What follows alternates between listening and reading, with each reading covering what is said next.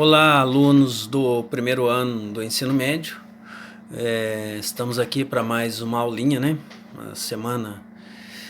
Mais uma semana de estudos. E hoje nós vamos falar sobre os fluxos e redes geográficas do caderninho do aluno na página 63. Para isso a gente tem que entender o que é redes geográficas e fluxos, né? Bom, no caso das redes geográficas, são intrincados os elos de comunicação, né? Por isso se chama rede, porque forma uma rede, seja ela pelas rodovias, aerovias, rodovias, ferrovias, etc. Né? A marítima via, né? A via marítima, todas elas formam uma rede geográfica sobre o espaço geográfico, né?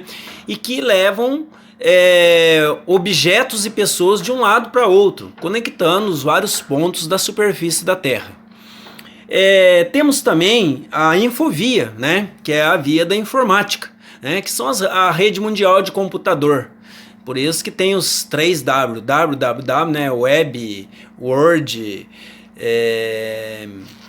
que formam a rede mundial de computador. Nada mais é do que uma rede geográfica que conecta as diversas partes do planeta, fazendo com que a gente tenha informações. É através dessa rede geográfica, essa última que eu falei, que é a rede mundial de computadores, né? Veicula os fluxos imateriais. O que é esses fluxos imateriais? São as informações que a gente tem no dia a dia. Né? Essas informações e novas que são criados a cada instante, a cada segundo. Calcula-se que 25 mil novos conhecimentos são criados por dia no mundo. É lógico que isso é impossível de um ser humano absorver tudo isso. Por isso que a gente tem que selecionar aquilo que interessa pra gente. O que eu quero? Você, aluno que está assistindo a esse vídeo, o que interessa para você? Então, realmente, você tem que ver qual é a área do espaço geográfico que você vai atuar e, através disso, selecionar quais são as informações importantes para vocês. Então, por isso, nós chamamos de fluxos imateriais, tá?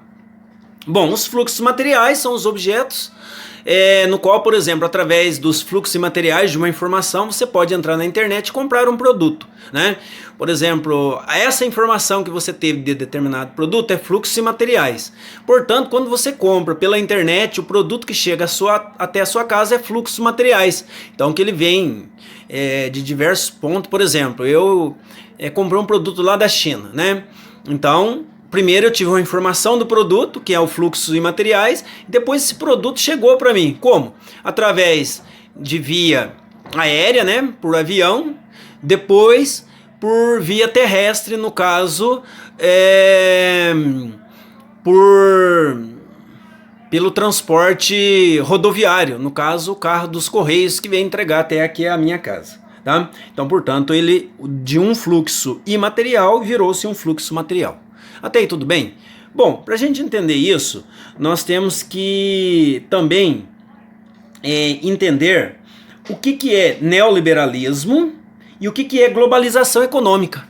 Bom, o neoliberalismo é uma doutrina socioeconômica que visa a liberdade total, ou seja, a mínima intervenção do Estado na economia, né?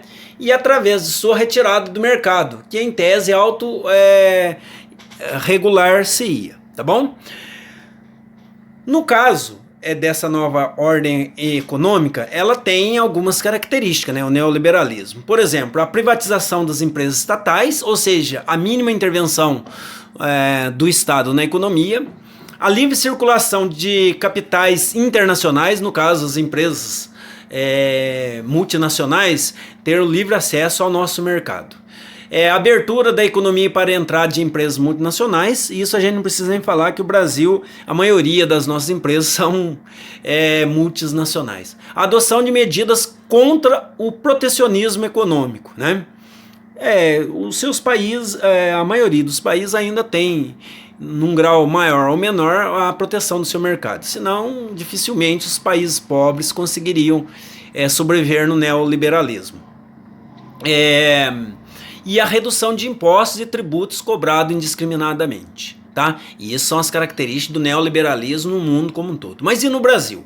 Bom, o neoliberalismo ele ganhou muita força no governo de Fernando Henrique Cardoso, né? Isso ele assumiu em 1995 e foi até 2002, né? Nesse período ele fez grandes intervenções na economia brasileira, inclusive privatizando a maior parte das indústrias brasileiras, restando uma meia dúzia de empresas que não foi privatizada, dentre elas a Petrobras, que não foi totalmente privatizada, mas hoje nós sabemos que boa parte ainda do seu capital é privada, né? Hoje já está. Bom, quais são as características do neoliberalismo no Brasil? É o ajuste fiscal, a redução do tamanho do Estado, no caso a privatização, né? Limitação da intervenção do Estado na economia, redefinição do seu papel, enxugamento da máquina pública, privatizações, abertura comercial. Hoje o Brasil, a nível de comercialização, né, mundial, ou globalização da economia, o Brasil hoje tem comércio com mais de 60 países no mundo, né? Então, portanto, é um país globalizado. Abertura financeira, né? O fim das restrições à entrada de capital externo e permissão para que as instituições financeiras internacionais possam atuar em igualdade e condições com as do país. No caso, isso daí o Brasil faz constantemente. Então, hoje, muito capital estrangeiro, pelo menos existia anteriormente investimento capital estrangeiro. Hoje, devido à crise brasileira, muitos dos países ou dos estrangeiros têm medo de investir no Brasil devido a essa crise. Fiscalização dos gastos públicos e fim das obras faraônicas. Investimento em infraestrutura básica, né? A infraestrutura básica, no caso, saúde, educação, rodovias, né, ferrovias, aeroportos, que são importantes para a parte básica para atender às necessidades de um país. E a terceirização. Hoje se fala muito em mão de obra terceirizada.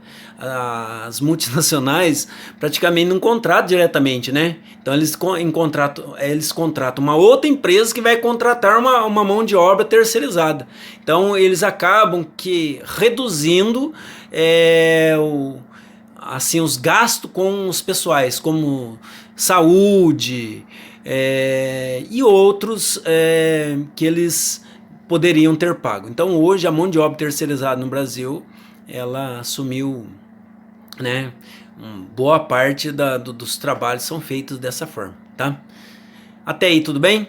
Aí a globalização da economia não precisa nem dizer quantos produtos que você compra no seu dia a dia que não são fabricados aqui no nosso país, que vêm de outras áreas, porque compensa mais ter esses produtos aqui com um valor baixo do que o próprio fabricado aqui no território nacional. Bom, e quantos produtos também vendemos para boa parte do planeta, né? Hoje, em assuntos de commodities, que são produtos agrícolas e animais que o Brasil exporta em grande quantidade, nós podemos ver aí no mercado da Europa, dos Estados Unidos, dos países árabes e da China em grande quantidade, tá ok? Isso, no caso, seria, então, a globalização econômica, né? São esses fluxos de mercadorias indo e vindo, né? O termo exportação e importação é simples, né? Exportar quer dizer que você vende, né? Você está vendendo para outro país. E importar quando você compra de outros países, tá ok? Então fica a dica aí para vocês.